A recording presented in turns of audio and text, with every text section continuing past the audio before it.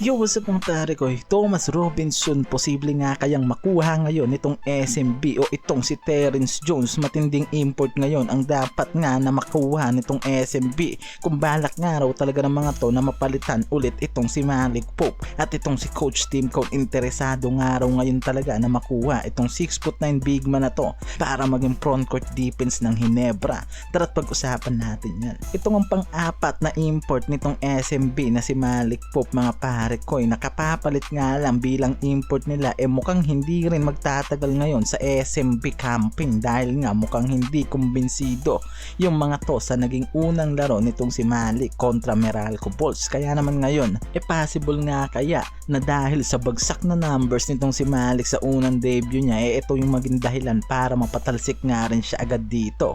Mukhang hindi nga raw talaga magtatagal yung import na to sa SMB dahil kung itong si Narcis hindi nga raw umubra yung versatile na mas maganda pa nga raw yung nilalaro compared nga dito kay Malik. Kaya naman posibleng gumawa nga raw agad ng hakbang itong SMB para kumuha ng kapalit nitong si Malik. At kung sa pangalawa o pangatlong laro nga raw nitong si Malik sa SMB wala pa rin pinagbago at bagsak pa rin yung average na mabibigay nito sa team, paniguradong mapapalitan na ito. Itong si Thomas Robinson at Terence Jones mga pare ko, yung mga import na nauugnay ngayon dito sa SMB at maaaring pwede nga raw isa sa dalawang yan ang pagpilian ng SMB ngayon. Dahil itong si Thomas Robinson ngayon yung nakikita nilang maaaring ibalik, lalo't gusto rin nga raw nito sana na makabalik pa sa PBA.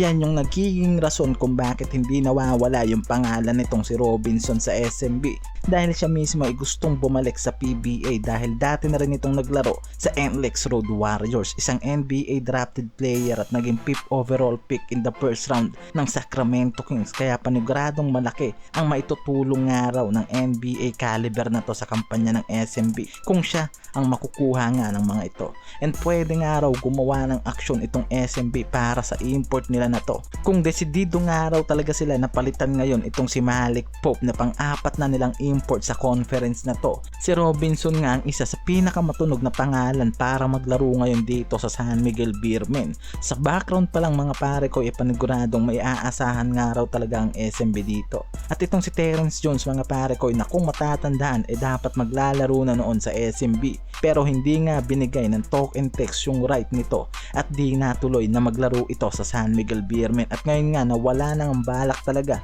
ang talk and text sa import na to dahil si RHJ na nga yung magiging long term import nila. Kaya naman panigurado nga raw na maaaring mabigay na sa SMB yung rights nitong si Terence Jones. Baka sakali nga ngayon na makuha na ng SMB yung rights ngayon, and possible na ito yung isa sa pinaka pagpilian ngayon ng San Miguel Beermen. Ito ngang si Terence Jones yung isa sa applicable player para dito sa SMB ngayon, lalo na yung pagiging dominanteng player at height nga nito na pasok sa hinahanap nitong SMB. At hanggang ngayon isa ito sa inaabangan na pwedeng kunin at ipamalit nga nila dito sa kanilang import. Sa kabilang dulo mga pare ko, itong si Brandon Bates ngayon ang nauugnay naman dito sa Barangay Ginebra at pwedeng ito nga yung sinasabi nilang big man na gusto nilang kuhain sa isang trade, lalo't nakikita rin naman na maaaring bitawan ng araw itong si Bates ng Meralco ngayon at mas malaking yung chance nga na mapunta ito sa Ginebra, lalo't ang Ginebra ang kukuha ng trade dito sa Meralco Bulls at pwede nga na itong si Ahan Misi naman ang mai-offer dyan ng Ginebra para dito. At kung frontcourt naman nga raw ang kailangan ng Meralco pwede rin maibigay si Isaac Go. Yan nga yung maaaring maging hakbang nitong Barangay Ginebra para makuha sa trade itong si Brandon Bates sa Meralco. Yan yung trade na isa sa mga gustong gawin ng Ginebra.